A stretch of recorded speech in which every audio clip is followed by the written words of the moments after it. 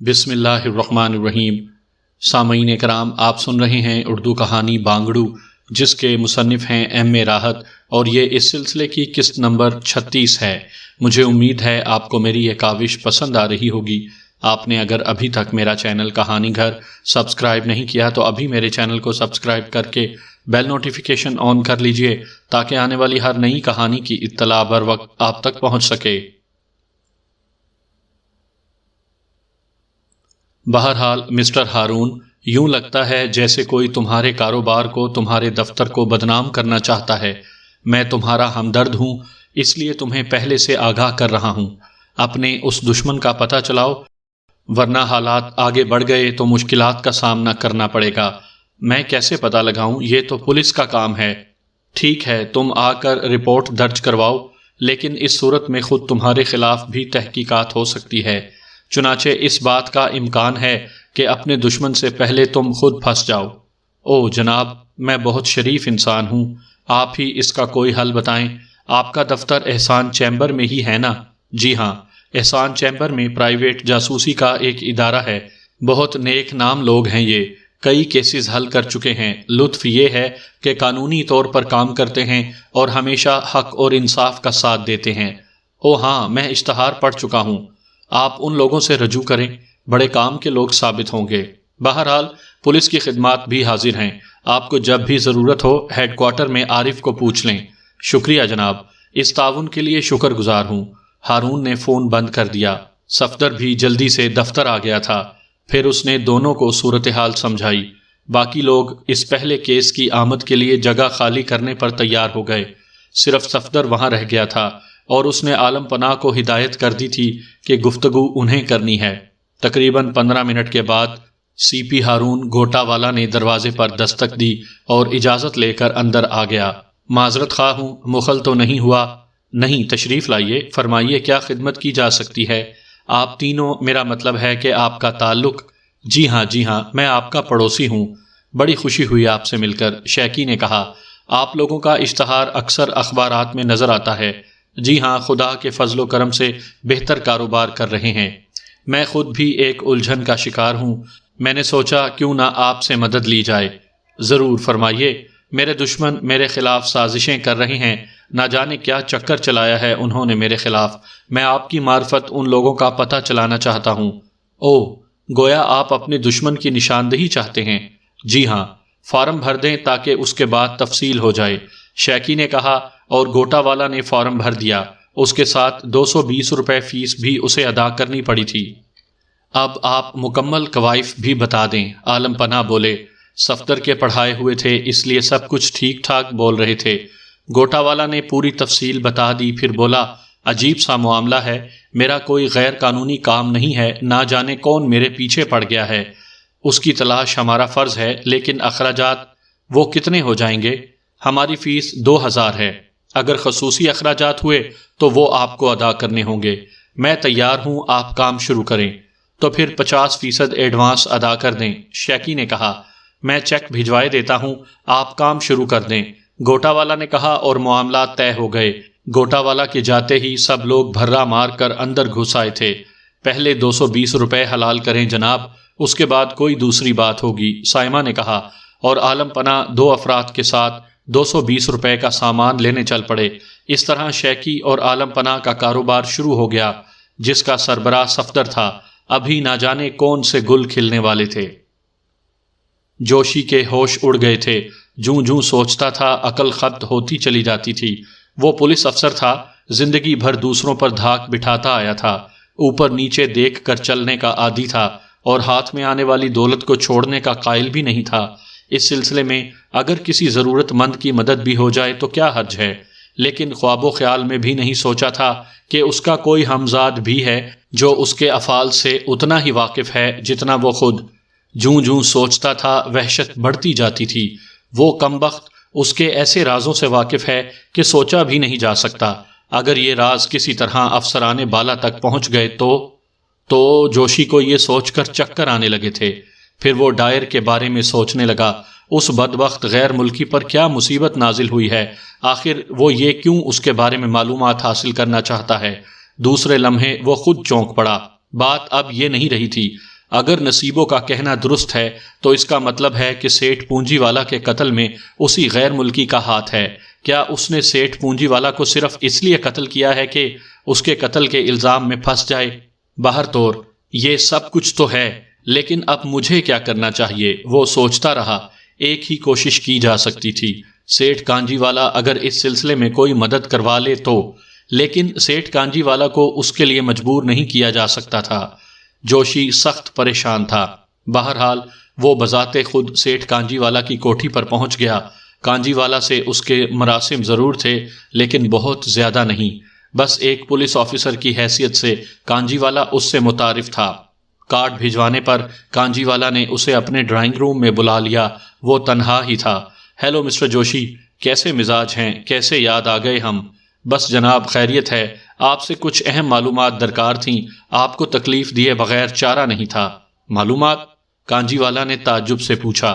جی ہاں، کچھ سرکاری نوعیت کی بات ہے۔ اگر آپ کے خلاف نہ جائے تو سرکاری نوعیت کی، اور اگر کسی طرح آپ کے خلاف جائے تو پھر اس کی حیثیت ذاتی ہے، جوشی نے رازداری سے کہا۔ بڑی پراسرار گفتگو کر رہے ہیں مسٹر جوشی۔ کانجی والا گہری نگاہوں سے جوشی کو دیکھ رہا تھا۔ میں نے عرض کیا نا، ابھی یہ قطعی نجی ہے، لیکن افسوس میں پولیس افسروں سے نجی کام نہیں لیتا۔ میں ذرا سیدھا سادہ آدمی ہوں۔ مسٹر کانجی والا، میں نے اب تک آپ سے بالکل مخلصانہ گفتگو کی ہے، لیکن آپ تعاون نہیں کر رہے۔ مجھے تمہاری گفتگو پر اعتراض ہے۔ میں نے ایسی کوئی بات نہیں کی۔ ویسے معاف کیجئے، آپ مجھ سے ایک نجی کام لے چکے ہیں۔ تم سے؟ کانجی والا کے انداز میں تعجب تھا۔ ہاں، لیکن چھوڑیں، جانے دیں۔ بس دوستانہ ماحول میں گفتگو کرنے آیا ہوں۔ بہتر یہی ہے کہ یہی ماحول قائم رہے۔ مسٹر جوشی، آپ جانتے ہیں کہ میں اس قسم کی گفتگو کا قائل نہیں ہوں۔ آپ نے اگر میری کوئی غیر قانونی حرکت پکڑی ہے تو اپنے افسران بالا سے رپورٹ کیجئے یا میرے خلاف تفتیش شروع کر دیجئے۔ اگر قابل گرفتاری ہوں تو وارنٹ نکلوائیے اور مجھے گرفتار کر لیجئے، کیونکہ آپ پولیس افسر ہیں۔ اگر ان تمام باتوں میں سے کچھ نہیں ہے تو پھر آپ کو اپنے الفاظ پر نظر ثانی کرنا ہوگی۔ میں جاننا چاہتا ہوں کہ وہ کون سی بات ہے جو اگر نجی نہ ہو تو اس کی نوعیت سرکاری ہو سکتی ہے۔ میں آپ سے پہلے ہی عرض کر چکا تھا سیٹھ کانجی والا کہ میں قطعی دوستانہ ماحول میں گفتگو کرنے حاضر ہوا ہوں۔ میں نہیں جانتا کہ کہاں میرا لہجہ خراب ہوا اور آپ نے کوئی غلط بات محسوس کی۔ میں آپ کے اس حقیر لہجے سے بھی روشناس ہو چکا ہوں جس میں ابھی آپ نے گفتگو فرمائی تھی۔ مسٹر کانجی والا، بلا شبہ ایک سرمایہ دار کی حیثیت سے آپ اعلیٰ مقام رکھتے ہیں، لیکن حکومت قانون کے تحفظ کے لیے جو محکمے بناتی ہے وہ اتنے بھی غیر مؤثر نہیں ہوتے کہ ان پر بے جا اجارہ داری قائم کر لی جائے۔ ایک بار پھر عرض کر رہا ہوں سیٹھ کانجی والا کہ میں صرف آپ سے معلومات حاصل کرنے کا خواہش مند ہوں۔ میرا مقصد کسی طور پر یہ نہیں ہے کہ میں آپ پر کوئی شبہ کر رہا ہوں۔ ٹھیک ہے مسٹر جوشی، فرمائیے کیا بات ہے؟ ہم مزید تلخ گفتگو کرنے کے بجائے اگر فوری طور پر موضوع پر آ جائیں تو بہتر ہے۔ یقیناً میں خود بھی اس بات کا خواہش مند ہوں، جوشی نے جواب دیا۔ تو پھر فرمائیے، کانجی والا بولا۔ مسٹر کانجی والا، آپ نے اپنی بیٹی کی سالگرہ کے موقع پر میرا تعارف مسٹر ڈائر سے کروایا تھا۔ میں جاننا چاہتا ہوں کہ مسٹر ڈائر کون ہیں اور کہاں سے تعلق رکھتے ہیں، نیز یہ کہ آپ سے ان کا تعارف کب سے ہے اور ان کا کاروبار کیا ہے اور وہ کب یہاں تشریف لائے ہیں۔ جوشی نے بغور سیٹھ کانجی والا کے چہرے کو دیکھتے ہوئے پوچھا۔ تعجب کی بات ہے مسٹر جوشی، مجھے تو یہ بھی یاد نہیں ہے کہ مسٹر ڈائر کون سے تھے اور میں نے کب ان سے آپ کا تعارف کروایا تھا۔ میں اس حقیقت کو تسلیم نہیں کر سکتا مسٹر کانجی والا۔ آپ کی اس تقریب میں میرا خیال ہے صرف چند ہی غیر ملکی تھے، اور مسٹر ڈائر آپ سے اتنے اجنبی نظر نہیں آتے تھے کہ آپ انہیں اس طرح بھول جائیں۔ نیز یہ کہ جب کسی سے کسی کا تعارف کروایا جاتا ہے تو وہ اتنا اجنبی نہیں ہوتا۔ صرف چند لمحات کی ملاقات اس نوعیت کی حامل نہیں ہوتی کہ دوسرے لوگوں سے تعارف کروایا جائے۔ آپ کہنا کیا چاہتے ہیں؟ مسٹر کانجی والا نے کسی قدر لہجہ بدل کر سوال کیا۔ صرف یہ کانجی والا کہ آپ وہ بتائیں جو حقیقت ہے۔ آپ کے لہجے میں پھر پولیس افسروں والی بات پیدا ہو گئی ہے مسٹر جوشی، اور آپ یقین کریں میں اس لہجے میں کی گئی بات کا جواب نہیں دیتا۔ مسٹر کانجی والا، آپ عدم تعاون کر رہے ہیں۔ اگر آپ میری بات کا جواب دینے کے لیے تیار نہیں تو ٹھیک ہے، میں آپ کو مجبور نہیں کروں گا، لیکن ان باتوں کا جواب مجھے بہر طور درکار ہوگا اور آپ یقین کریں کہ میں اس کا جواب آپ ہی سے لوں گا۔ ٹھیک ہے مسٹر جوشی، بھلا میں آپ کو اس سے کیسے روک سکتا ہوں؟ مجھے بس اس بات کا افسوس ہے کہ کسی بے نام سی بات پر ہمارے اور آپ کے تعلقات میں رخنہ اندازی پیدا ہو گئی۔ میں تو اسی جذبے کے ساتھ آیا تھا مسٹر کانجی والا کہ میں صرف آپ سے معلومات حاصل کر سکوں۔ میں نے اپنے خلوص کا اظہار اپنے الفاظ میں بھی کر دیا تھا۔ میں نے کہا تھا آپ سے کہ اگر آپ کے خلاف کوئی بات نہیں ہے تو میری تفتیش سرکاری ہے، اور اگر آپ پر آنچ آتی ہے تو میں یہ معلومات صرف اپنی ذات تک محدود رکھوں گا۔ جوشی نرم لہجے میں بولا۔ سیٹھ کانجی والا عجیب سی نگاہوں سے اس کی صورت دیکھ رہا تھا، پھر وہ گہری سانس لے کر بولا، لیکن پھر بھی مسٹر جوشی، آپ نے مجھ سے جو سوال کیا ہے اس کے بارے میں آپ کو کوئی جواب نہیں دے سکتا۔ ڈائر نامی شخص میرے ذہن میں نہیں ہے۔ ممکن ہے میرے کسی غیر ملکی دوست نے اس نام کے کسی شخص سے میرا تعارف کرایا ہو اور یوں ہی رسمی طور پر میں نے اسے تم سے متعارف کروا دیا ہو۔ یقیناً اس بات کے امکانات ہیں۔ میں آپ کی اس بات کو تسلیم کرتا ہوں مسٹر کانجی والا، لیکن کم از کم آپ مجھے ان غیر ملکی دوستوں کے بارے میں تو بتا ہی سکتے ہیں جنہوں نے اس شخص کا تعارف آپ سے کرایا ہوگا۔ اس دن میرے خیال میں بہت سے غیر ملکی موجود تھے، کس کا نام لوں؟ سب کی فہرست بھی مہیا نہیں ہو سکتی، اور پھر میرے پاس ان الجھنوں میں پھنسنے کا وقت بھی نہیں۔ سوری مسٹر جوشی، براہ کرم مجھ سے اس موضوع پر کوئی اور سوال نہ کریں، اور اس کے بعد یہ فرمائیں کہ میں آپ کی کیا خدمت کر سکتا ہوں۔ شکریہ سیٹھ کانجی والا، اس کے علاوہ مجھے آپ کی کسی اور مدد کی ضرورت نہیں۔ جوشی اپنی جگہ سے اٹھا اور تیزی سے مڑ کر باہر نکل آیا۔ سیٹھ کانجی والا کی گفتگو اسے پسند نہیں آئی تھی۔ 220 روپے کی پارٹی بے حد شاندار رہی تھی۔ خوب اچھی طرح کھانے پینے کے بعد اس مسئلے پر غور کیا جانے لگا کہ اب سی پی گوٹا والا کے سلسلے میں کیا کیا جائے۔ آصف نے کہا، مسٹر ہارون سے ملاقات کرنے کے بعد یہ اندازہ تو ہو چکا ہے کہ اپنا بھائی کام کا ہے۔ فوراً ہی 2000 روپے دینے پر آمادہ ہو گیا۔ میرے خیال میں تھوڑی دیر کے بعد اس شخص سے 1000 روپے کا چیک وصول کر لیا جائے۔ چیک تو وہ وصول ہو جائے گا، پارٹی بہتر معلوم ہوتی ہے، لیکن سوال یہ ہے کہ اب اس معاملے کو آگے کیسے بڑھایا جائے۔ پیر و مرشد ہی اس سلسلے میں رہنمائی کر سکیں گے۔ سائمہ صفدر کی جانب دیکھ کر بولی، جی ہاں، پارٹیاں آپ لوگ اڑائیں، برابر کے حصے دار ہوں، لمبے ہاتھ ماریں، اور جو الجھنیں پیش آئیں ان میں شامت پیر مرشد کی آئے۔ یہ تو اچھی بات ہوئی، مگر پیر و مرشد، آپ کے بغیر کچھ ہونا بھی تو ممکن نہیں ہے، اور پھر یہ بیچارے اپنے ہی تو بچے ہیں۔ اگر ان کا کاروبار صحیح طور پر نہ جم سکا تو افریقہ بھیج دیے جائیں گے۔ ہائے، یہ وہاں کے قابل بھی نہیں رہے۔ بیچارہ شیکی جب افریقہ پہنچے گا تو لوگ اس سے اس کی جھاڑیوں کے بارے میں سوالات کریں گے، کیا جواب دے گا بیچارہ؟ اور پھر عالم پناہ شہزادہ جہانگیر بھلا اب افریقہ کے جنگلوں میں کہاں بھٹکتے پھریں گے؟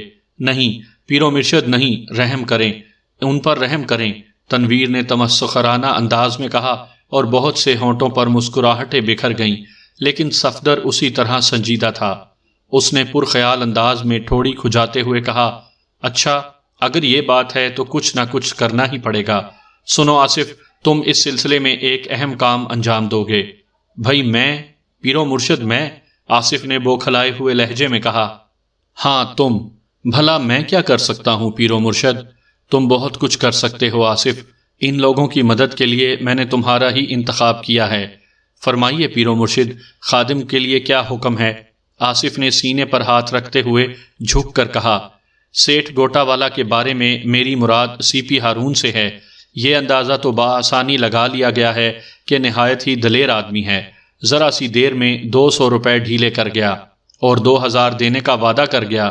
ایسے آدمی سے لمبی رقوم حاصل کی جا سکتی ہیں، اور اگر ہم اس دفتر میں رہے اور ہمیں یہ معلوم ہو گیا کہ اس کی مالی حیثیت کیا ہے تو وہ آئندہ ہمارا مستقل گاہک رہے گا۔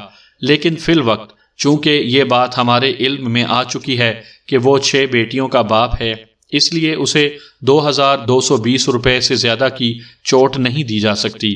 لیکن کوئی بھی شخص خواہ کتنا ہی بزدل کیوں نہ ہو، کم از کم رقم کی ادائیگی کے سلسلے میں بہادر ضرور ہوتا ہے۔ وہ یہ معلوم کرنے کی کوشش کرے گا کہ آخر اس کے دشمن کون ہیں، اور آپ لوگ جانتے ہیں کہ ہارون گوٹا والا کا دشمن کون ہے۔ ہم بھلا کیا جانیں؟ تمام لوگ چونک کر بولے اور صفدر کے ہونٹوں پر مسکراہٹ پھیل گئی۔ میں بتاتا ہوں تمہیں آصف کہ تم ہارون گوٹا والا کے دشمن ہو۔ میں؟ آصف اچھل پڑا۔ میں؟ ہاں تم۔ بھلا وہ کیسے؟ یہی بتا رہا ہوں مسٹر آصف، صفدر نے کہا۔ پھر وہ آصف کو اپنا پروگرام بتانے لگا۔ پھر یہی طے پایا تھا کہ سیٹھ گوٹا والا کے دشمن کو مکمل طور پر اس کے سامنے لانے کے لیے ضروری ہے کہ آصف وقتاً فوقتاً اسے فون کرتا رہے اور فون پر دھمکیاں دیتا رہے۔ بالآخر ایک دن شیکی اور عالم پناہ آصف سے جنگ کریں اور آصف اس بات کا اقرار بھی کر لے کہ وہ آئندہ سیٹھ گھوٹا والا کو پریشان نہیں کرے گا۔ یوں ہماری دھاک بھی بیٹھ جائے گی اور ممکن ہے کچھ اور کیسز بھی ہمیں مل جائیں۔ ویری گڈ، ویری گڈ، اس کا مطلب ہے کہ ایک عمدہ ڈرامہ، کئی لوگوں نے مسرور لہجے میں کہا۔ لیکن صفدر بھائی، 2000 روپے کے لیے اتنا لمبا چوڑا پروگرام مناسب رہے گا؟ آصف نے سوال کیا۔ پھر تم لوٹ مار شروع کر دو، قتل و غارت گیری پھیلاؤ، ڈھاکہ زنی کرو۔ ابھی اپنی کمائی شروع نہیں کی، اس لیے 1000-2000 بے حیثیت معلوم ہوتے ہیں۔ اس لیے تو میں کہتا ہوں کہ کام شروع تو کرو، اس کے بعد معاوضہ بھی بڑھا لینا۔ صفدر آنکھیں نکال کر بولا اور آصف آنکھیں بند کر کے گردن ہلانے لگا۔ شیکی اور عالم پناہ بہت خوش نظر آ رہے تھے۔ پھر شیکی نے مسرور لہجے میں کہا، 2000 روپے کم تو نہیں ہوتے۔ اگر ہمیں ایک مہینے میں ایسے 4-5 کیس مل جائیں تو ہم بڑے عیش سے گزار سکتے ہیں۔ جی ہاں، گزارا تو کر سکتے ہیں آپ بڑے عیش سے، لیکن میں نے یہ سرپرستی صرف چند ہفتوں کے لیے قبول کی ہے۔ اس لیے محترم شیکی صاحب اور معظم عالم پناہ، آپ کو کیسز حاصل کرنے کے لیے خود ہی جد و جہد کرنا ہوگی۔ نمونہ آپ نے دیکھ لیا ہے، باقی سب آپ کا کام ہے۔ آپ بالکل فکر نہ کریں صفدر بھائی، ہم کافی جاسوسی ناول پڑھ چکے ہیں، جاسوسی کرنا تو آ ہی گئی ہے، کیس حاصل کرنا بھی کوئی مشکل کام نہیں ہوگا۔ آپ کو اس سلسلے میں زیادہ تکلیف نہیں کرنا پڑے گی۔ شیکی اور عالم پناہ بیک وقت بولے اور صفدر آنکھیں بند کر کے گردن ہلانے لگا۔ جوشی کے جانے کے بعد سیٹھ کانجی والا دیر تک پریشان سی شکل بنائے بیٹھا رہا۔ وہ کسی گہری سوچ میں ڈوبا ہوا تھا۔ تھوڑی دیر کے بعد وہ یک بیک چونک اٹھا۔ اس نے ادھر ادھر دیکھا اور اپنی جگہ سے کھڑا ہو گیا۔ دیوار پر لگے ہوئے بٹن پر انگلی رکھ کر وہ اپنی جگہ کھڑا کسی ملازم کی آمد کا انتظار کرتا رہا۔ ملازم کو اندر داخل ہونے میں ایک لمحہ بھی نہ لگا تھا۔ اس نے اندر آ کر سلام کیا۔ کیا وہ پولیس افسر چلا گیا؟ سیٹھ کانجی والا نے پوچھا۔ بہت دیر پہلے جناب۔ تمہیں یقین ہے؟ جی ہاں جناب، ملازم تعجب سے بولا۔ جاؤ، ٹھیک ہے، یہی پوچھنے کے لیے تمہیں بلایا تھا، سیٹھ کانجی والا نے اسپاٹ لہجے میں کہا اور ملازم چلا گیا۔ سیٹھ کانجی والا اس جگہ سے اٹھ کر ایک اندرونی کمرے میں پہنچا۔ یہاں ایک خفیہ دراز میں ٹیلی فون رکھا ہوا تھا۔ اس ٹیلی فون کا تعلق تو ایکسچینج سے تھا، لیکن یہ انتہائی چالاکی سے ایک دوسرے نمبر سے بدلوا کر یہاں لایا گیا تھا اور اس پر کی جانے والی کال کسی اور ہی کے نام سے منسوب ہو جاتی تھی۔ کانجی والا نے ایک نمبر گھمایا اور رسیور کو کان سے لگا لیا۔ ہیلو، دوسری طرف سے ایک نسوانی آواز سنائی دی، لہجہ غیر ملکی تھا۔ ہیلو، کانجی والا بول رہا ہوں۔ او، سیٹھ کانجی والا؟ ہاں، سیٹھ کانجی والا۔ کیا گولیور سے ملاقات ہو سکتی ہے؟ ابھی نہیں مسٹر کانجی والا، گولیور یہاں موجود نہیں ہے۔ یا تو آپ تھوڑی دیر کے بعد رنگ کر لیں یا اپنا پیغام دے دیں، میں مسٹر گولیور کو پہنچا دوں گی۔ نہیں، کوئی میسج نہیں، آپ مسٹر گولیور سے کہہ دیں کہ جس وقت بھی آئیں مجھے رنگ کر لیں، میں بے چینی سے ان کے ٹیلی فون کا انتظار کر رہا ہوں۔ اوکے مسٹر کانجی والا، میں آپ کا یہ پیغام مسٹر گولیور کو دے دوں گی۔ شکریہ، کانجی والا نے کہا اور ٹیلی فون بند کر دیا۔ وہ بے حد پریشان نظر آ رہا تھا۔ نہ جانے کیوں اسے یہ احساس ہو رہا تھا کہ بات کچھ بگڑتی جا رہی ہے۔ دیر تک وہ خیالات میں ڈوبا رہا اور پھر اپنی جگہ سے اٹھ کر بیرونی کمرے میں نکل آیا۔ اس کی پریشانیاں بڑھتی ہی جا رہی تھیں۔ گولیور جیسے خطرناک انسان کو وہ اچھی طرح جانتا تھا۔ اگر کوئی بات اس کی مرضی کے خلاف ہو گئی تو کانجی والا جانتا تھا کہ اس کی زندگی تلخ ہو جائے گی۔ گولیور اسے پاتال میں بھی نہیں چھوڑے گا۔ اس کے کچھ ایسے راز گولیور کے پاس موجود تھے جن کا افشا سیٹھ کانجی والا کے تمام عزت و وقار کو خاک میں ملا سکتا تھا، یا پھر اس کے عوض سیٹھ کانجی والا کو گولیور کے تمام مطالبات پورے کرنے پڑتے۔ حالانکہ اس معاہدے کے تحت اب گولیور اس بات سے دستبردار ہو گیا تھا کہ وہ سیٹھ کانجی والا کو بلیک میل کرے گا۔ سیٹھ کانجی والا نے اس سلسلے میں اسے لاکھوں روپیہ دیا تھا اور اس کے کئی کام بھی کیے تھے، لیکن اس کے باوجود گولیور جب بھی چاہتا اس پر مسلط ہو جاتا تھا اور اس بار بھی سیٹھ کانجی والا کو اپنی پرسکون زندگی میں تلخیاں برداشت کرنا پڑیں۔ جب اسے گولیور کی آواز فون پر سنائی دی، کم بخت پھر آ مرا تھا اور اسے اس مصیبت میں ڈال دیا تھا۔ لیکن یہ جوشی گولیور یا مسٹر ڈائر کے بارے میں معلومات کیوں حاصل کرتا پھر رہا ہے؟ حالانکہ گولیور نے اشارتاً یہ بات کہی تھی کہ جوشی اس کے کارکنوں میں شامل ہے، اور کانجی والا کو اس بات پر خاص حیرت نہیں ہوئی تھی۔ گولیور بے پناہ صلاحیتوں کا مالک تھا، کسی کو اپنی مٹھی میں بند کر لینا اس کے لیے کوئی خاص مشکل کام نہ تھا۔ جوشی بجائے اس کے کہ گولیور کے لیے کام کرے، خود اس کے بارے میں معلومات حاصل کرتا پھر رہا تھا۔ آخر کیوں؟ دیر تک کانجی والا سوچتا رہا۔ تھوڑی دیر کے بعد ایک ملازم دوڑتا ہوا باہر آیا اور اس نے فون کی اطلاع دی۔ کانجی والا تیزی سے اندر دوڑ گیا تھا۔ اس کی توقع کے مطابق فون پر گولیور ہی بول رہا تھا۔ ہیلو کانجی والا بول رہا ہوں۔ کیا بات ہے کانجی والا، تم نے مجھے ٹیلی فون کیا تھا؟ گولیور نے پوچھا۔ جی ہاں جناب۔ خیریت نہیں ہے مسٹر گولیور؟ اوہ کیا بات ہے، پریشان محسوس ہو رہے ہو؟ بہت زیادہ۔ وجہ؟ بس عجیب سی الجھنوں کا شکار ہوں کانجی والا، مجھے تمہید سے نفرت ہے۔ دوسری طرف سے گولیور کی سخت آواز سنائی دی۔ جناب عالی، پولیس آفیسر مسٹر جوشی یہاں آئے تھے۔ اوہ جوشی، خیریت؟ وہ مسٹر ڈائر کے بارے میں مجھ سے معلومات حاصل کرنا چاہتے ہیں۔ کیا مطلب؟ بس یہی بات تھی جو میں آپ سے عرض کر رہا ہوں۔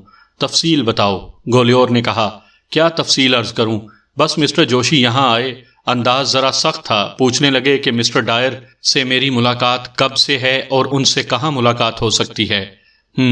اور پھر میں نے یہی کہا کہ میں مسٹر ڈائر کو براہ راست نہیں جانتا، ممکن ہے کسی غیر ملکی دوست کے ذریعے ان سے تعارف ہوا ہو جسے میں بھول چکا ہوں۔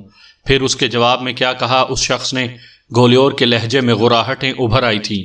کچھ نہیں جناب، کچھ انداز ٹھیک نہیں تھا۔ وہ مجھے دھمکیاں دے کر گیا ہے کہ میں مسٹر ڈائر کے بارے میں معلومات حاصل کر کے اسے بتاؤں، ورنہ مجھے مشکلات کا سامنا کرنا پڑے گا۔ اوہ تمہیں؟ ہاں جناب، حالانکہ جوشی خود بھی میری پہنچ کو جانتا ہے، لیکن نہ جانے کس بل پر وہ اتنا سخت بول رہا تھا، میں نہیں سمجھ سکا۔ سیٹھ کانجی والا، جوشی سے تو تمہاری دوستی ہے؟ گولیور کی آواز سنائی دی۔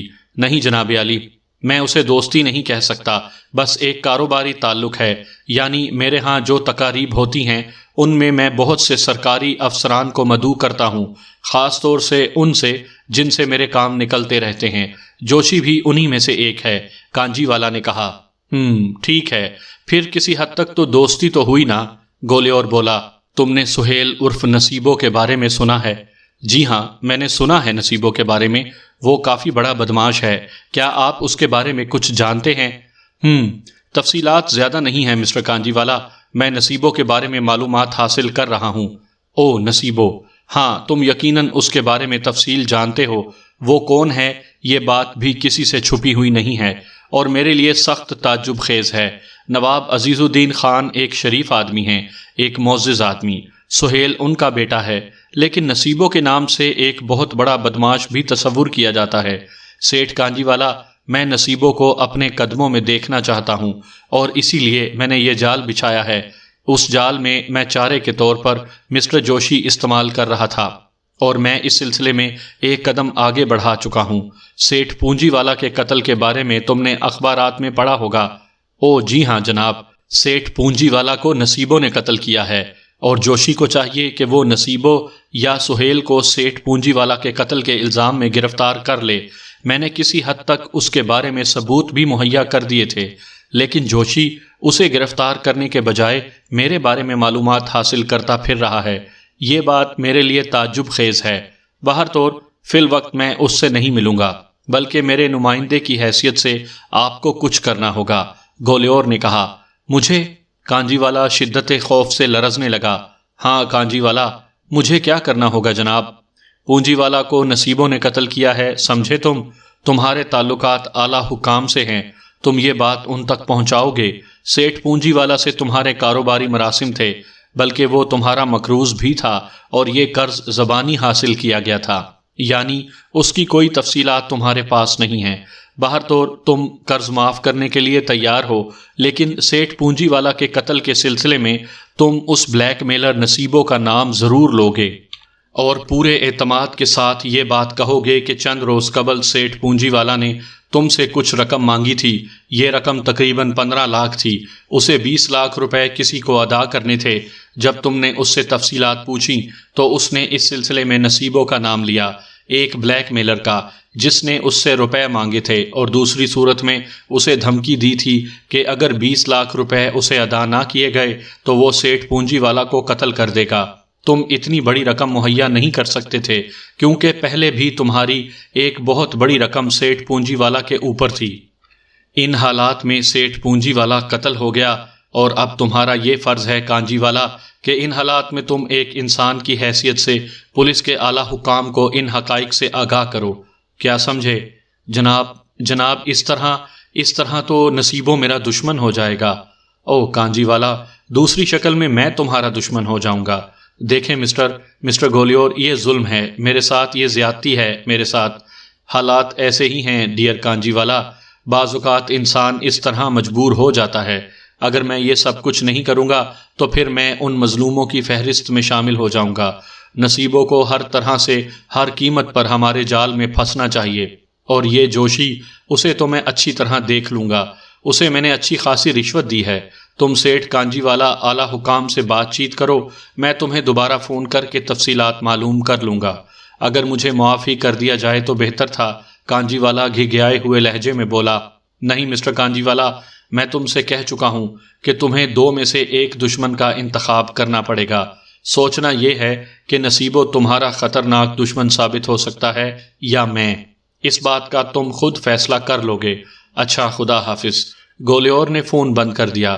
کانجی والا دیر تک اس ریسیور کو گھورتا رہا تھا اور اس کے چہرے پر پلاہٹیں دوڑ رہی تھیں۔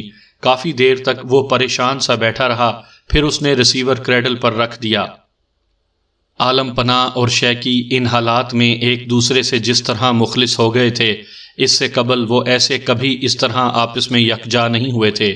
دونوں خود کو ایک ہی کشتی کا سوار محسوس کر رہے تھے، مصیبت میں گرفتار ہو گئے تھے، چنانچہ ایک دوسرے کا ساتھ دے رہے تھے۔